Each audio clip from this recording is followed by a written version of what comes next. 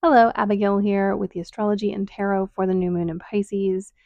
This new moon falls on the 27th of February, and it's pretty special for several reasons. I always love a good Pisces new moon. There's something really mystical and ancient and rich about it. This Pisces new moon is also right before Venus stations retrograde, and while, Venus is not, well, Venus is not a ruler of Pisces. Venus is an honored guest in Pisces as an exalted planet. So, and also Venus will be retrograding back into Pisces. So, there's a lot of information in this new moon, I think, about kind of prepping for the Venus retrograde. Also, this is the last eclipse free new moon before we head into eclipse season. So, this is kind of the moment to set intentions and to do any clearing you need to do before we head into the chaos of the eclipses. We're already in the shadow. It's just because we're in that kind of funky season when we're between two signs. So we're going to have the Virgo full moon eclipse. That's going to happen on, I want to say, the 13th of March. And then we have 13th or 12th. And then we have on the 28th of March that Aries eclipse. So it's always kind of funky to know when the energy begins and starts, but it's already being pulled in. We're already being pulled into the Venus retrograde. Mercury hits its pre-shadow degrees in Pisces for its own retrograde, which kicks off the same day. It's the same day or the day after that eclipse in Virgo. And you're like, Abigail, I thought we were talking about the new moon in Pisces. Yes, we are, but everything exists in the context of the time that it exists in. And you're like, duh.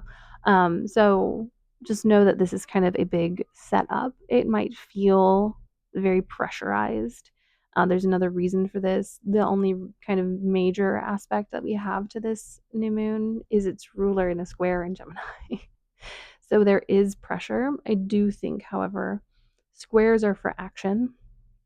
Squares give us traction. So this is also the energy that we are going to need and we're going to want to kind of come back to in the thick of eclipse season when things are so kind of warped and time isn't real and we experience so many different things at once and it's hard to know where to look or what to do. This is a real grounding point, before we get into that energy. And also as we've been going through this Jupiter and Gemini, it just constantly been reminded, because Jupiter is in detriment. So it's very chaotic. It doesn't feel as Jupiterian. It feels very trickster. It feels, very much like the Fool in Gemini, which can be really fun and playful, but in serious times, like I don't want an April Fool's haha joke. I want solutions. And Jupiter is not really giving out obvious ones here, but it is a reminder to come back to the little things. Gemini and Virgo, both ruled by Mercury, are about fine details in different ways. Gemini is the chaos of the minute, and Virgo is the ordering of the minute, which is why they're in a square to each other. There is that back and forth. And also why sometimes Gemini get frustrated with me and I get frustrated with Gemini. I will take my own responsibility for that. um, it's okay. We can learn to work together. We just have to give a little, both of us. So this new moon is really, I'm not sure that I personally would manifest on it, but I really do think it is a wonderful time to sit with the energy and to be comforted by it and to listen to the messages that we are getting from the energy, and to really embody and embrace this energy in a way that is true to us. Maybe it is manifesting for you. I think for me, it's probably going to be sitting with my guides and my altar and really setting forth some intentions, which we could argue those are manifestations, depends on how you look at it. But, setting some intentions, something I do just as a practice for manifestation. I've never been someone who can be like, I will manifest this exact thing. That's just not how it works for me and has, when I've tried it, been deeply frustrating and clearly just not for me, is to manifest feelings. I'm going to be putting forth some feelings into the tumultuous energy moving forward in this Pisces new moon and to use that, those feelings that I have, set out into the universe as an anchoring point for me when things get hard, as a point of, on the other side of this, I will, you know, have these desires and feelings still. Maybe they have changed. Definitely they have changed. Maybe they've been transformed, but at their core, they are still those things, those little butterflies that I released to the universe in the Pisces new moon. Um, this new moon is at 7:45 p.m., which actually makes it on the East Coast, at least, which makes it easier to, take time out of your day to really sit with the peak of it, but you don't have to sit with the peak of it. You can manifest and engage whenever you have free time. Um, but yeah, it's in Pisces. Neptune is in Pisces. Neptune is the modern ruler. I always find around Neptunian things and Piscean things a lack of words, which is funny because I am a 10th house Gemini and a first house Virgo and very chatty. Um, but my advice in these moments is to trust and to intuit and to engage with the universe in everything that I have in this moment, even if it's a thimbleful of whatever I have, but to fully commit and engage and um, allow myself to be enveloped in the energy and also comforted by it because, especially since this is like the first moon without Mars being retrograde, it feels like I need some comfort. So let this new moon comfort you. Yes, Jupiter is going to be in there goofing around, but look at that as more of Jupiter offering you options rather than playing nasty tricks. Jupiter is going to be offering us many delicious aperitifs in this new moon. We might want a full 3-course meal, but don't bypass the aperitifs. The meal is coming. Jupiter is moving into Cancer. There will be a banquet later this year, but we're still at the snack stage. That's how I'm choosing to look at it. Um, and this is at 9 degrees of Pisces, if I'm not mistaken.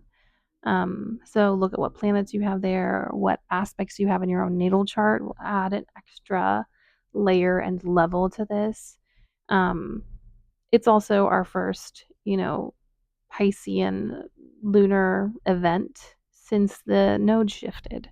So it's a really pivotal moment of magic and wonder and beauty. We will have that Virgo full moon eclipse, which will also have Neptune in Pisces, but and then we're going to have that Aries eclipse, but then we're going to have the nice little Neptune in Aries, and that is going to blow all of our minds. So I know we all want progress. I know we all want to move ahead. But I think it's important to really savor this moment because things are going to take off and it's going to be a lot. And we're going to want to be able to sit down and rest and to just sit with the energy. And we're not going to be able to for a hot second with the eclipses, which with the Venus retrograde. Astrologically, we're not looking at getting to sit down and rest till sometime in like mid to the end of Taurus season. So let this moment be what it is. Let yourself sit down back and relax. Mars is stationing direct. It's going to start moving ahead. Yes, we still have to go through the rest of Cancer, but that's fine. We aren't retrograde anymore. So yeah, just allow this moment to be what it is, to find its own magic. Don't put parameters or boundaries on yourself. If you are too exhausted to do anything, that is also a form of magic. Taking a nap. So often, I give advice because I am asked by people for it, and they're like, I'm just too tired. And I'm like, well, then that's fine. Then don't do anything. Then turn your intention and your rest. Let that be magic too. Our bodies are innately magical. They tell us what we need. They're an important part of our magic. You can file away any of my advice for later. I guarantee half the people I talk to don't take it for like 2 years.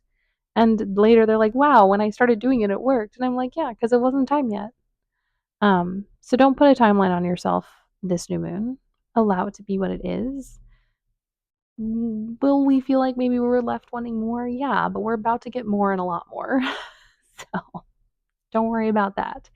Um, but yeah, like I said, whenever I talk about Piscean things or Neptunian things, I always kind of get a hazy feeling, and I'm feeling that right now. Um, let yourself be hazy. You don't need to do anything. Yeah, there can be a feeling, especially after Mars retrograde, where we're like, well, now it's time to go. Not really. It's time to recoup. It's time to recover. Mars is in Cancer. We're still making our slow little trek back. It's not going to be out of Cancer until April. Take a deep breath and release. Let the shoulders drop. We don't need to do anything right now. Anyways, let's move here. And I think these cards are different because there's like two very distinctive parts of this. It feels very much like the eclipses.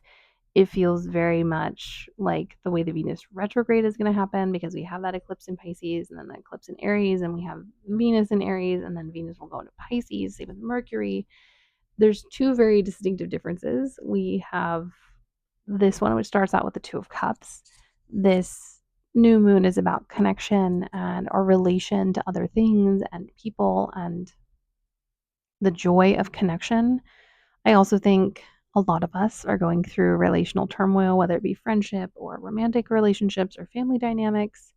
But the ones that are doing okay and the moments where things feel cohesive again, enjoy them in this new moon. Set aside the turmoil if you can for a moment to just be. And this is something that I got for the card of the week as well. We have a Nine of Cups. And I said I haven't been feeling very Nine of Cups. But the nines, especially Nine of Cups, Nine of Pentacles, they're not always about what you have in this broad sense of excess, but it's very much about knowing the quality and the value of what you already possess, the quality and the value of your emotions, the places that you do feel joy. And something I said, paraphrasing my own words for this week, is, you know, it's about letting those cups be whatever they want to be and about not limiting them. Maybe you're not getting exactly what you want right now, but what are you getting? Like, what abundance is coming and sneaking in that you're like, it's not abundance because it's not exactly what I wanted? No, maybe it's not exactly what you wanted, but is it still abundance? Maybe think about it. Um, Here goes my dog barking. We're gonna take him on a walk today because it's finally warm. And you're like, well, your dog should go on a walk every day. Yes, but also my dog is like, he's supposed to be 7 pounds. He's 8 right now. Um, we do go on a walk, but he doesn't have much stamina. He's a little baby. Anyways, now that I'm back from my ADHD ramble, it's about recognizing good things when they come and not missing them because they don't come dressed in the way we expected them to be, or they don't come adorned in raiment that we think is appropriate. Take those little nuggets of beauty and joy in this new moon. Take those little bits of the puzzle of your life that are starting to come in. And just because they're not the whole puzzle doesn't mean that it's not valuable. You are slowly building a life you desire. And the joy of having it come in bits and pieces is you can kind of rearrange it and see what works and see what doesn't work and go, maybe I want the next puzzle piece to look a little like this rather than like this, because now I know this piece fits, but that piece definitely doesn't. And I wanted that piece before, but not anymore. You know, if consider this, if you get everything all at once, there's a pretty good chance that some of that stuff isn't going to fit or work with your body or be appropriate for you 6 months down the road. So when you're getting little bits of abundance, for instance, I had someone reach out to me for a new service of mine, and I got a comment on a video. And while those seem really small and insignificant because I didn't, the money's not in my hand and it's one comment on one video, those are little cups. Those are little bits of abundance, and they are a taste of the things that I long have desired. And the universe also sends us these things so that they can gauge what we want. And if you're like, ugh, I didn't get everything, sometimes the universe takes that as, ugh, that's not what I want. So value those little things you want. Value that connectivity. For me, it's all about connection. I adore connection. I need connection. I crave connection. It's very Venus Aries for me, I know. And not all Venus Aries feel that way. It's in my 8th house. It's very complicated. It's conjunct Ceres. There's a whole thing. So if you don't feel that way, don't. Every Venus Aries is different, but understanding what abundance is and what it looks like to you is a trick with Jupiter and Gemini. And that is the trick we have been learning this whole time since it moved last year. So don't discount it. And now we move into the second half of this, which is very different from this kind of lesson of abundance, finding connection. Seven of Wands. Excuse me. The fight's not over. We're still in the thick of it. This Pisces new moon is going to feel, I think, both invigorating and nourishing, and also not quite it, because we're on the edge of some really major astrology, and it feels like we have to stay on our toes, which we do. And the pair card, and these really do feel like pairs, is this Eight of Cups, which is interesting because we just got the Nine of Cups. But to know that things are going to be passing away in this Venus retrograde and eclipse season, that we're going to have to walk away from things, that we're going to have to grieve things, that there's still a fight. We can know that in this moment and still appreciate this and still value this and still connect to this. I think sometimes a lot of us who have experienced a lot of loss, we kind of want to check out before we lose something because we're afraid of losing it. And I think the reminder here is that even things that have outworn their time, it doesn't mean they don't have value. And so, yes, we're still going to have to fight in this Pisces new moon. We are still going to have to release our control and our desperation for things. But it doesn't mean there aren't good things. It doesn't mean that we don't have connection. It doesn't mean that we've lost everything. It just means that we have to do things differently, and we're going to have to release some stuff. And then, last but not least, although I do think it's cute that the Lovers is right after this, I think that's a little message for me, who has been struggling. But we do have this card, and this is the card of the year, the 9, the card of the Hermit. And it's a reminder, I think, of where we are. And this new moon is very hermit-like. The path feels very long and very lonely. And it feels as though we have all these messages to learn, and we have to sit with them and digest them and let them, move through us, and we have to process them. And only we can do these things, which is why it feels so lonely. No one else can do it for us. And it also feels like a little reminder that this Pisces new moon, although it's not an eclipse, is the, kind of buddy for that Virgo eclipse, because this is the card of Virgo. So give yourself grace on this journey. Give yourself grace for whatever your feelings are around this new moon. Some people are going to be really excited for it, and it's going to feel really great for them. And some of us, it's going to feel middle of the road, and some of us are going to feel very not interested in this energy. And it's okay. Wherever you are on your path in this moment is fine, is acceptable, is where you need to be. And also remember that you're on a journey. Wherever you are now in this new moon is not where you're going to stay. It is where we are resting for the moment before we have to go sprint through eclipse season, the Venus retrograde, the Mercury retrograde, Neptune into Aries, all of those things. If it feels slow now, good. If it doesn't feel slow now, take a break, because we got a marathon to run. Anyways, my loves, this is my very rambling take on the astrology and the energy for this new moon in Pisces. Blessed new moon in Pisces to you, and I will see you all in a different space and time. Also, as always, feel free to comment, ask questions, engage. Like I said, makes my day. That is not an understatement. Well, no, it's not an overstatement. Sorry. Every once in a while, my autism breaks in my brain. And also, please like and subscribe, and I will see you later.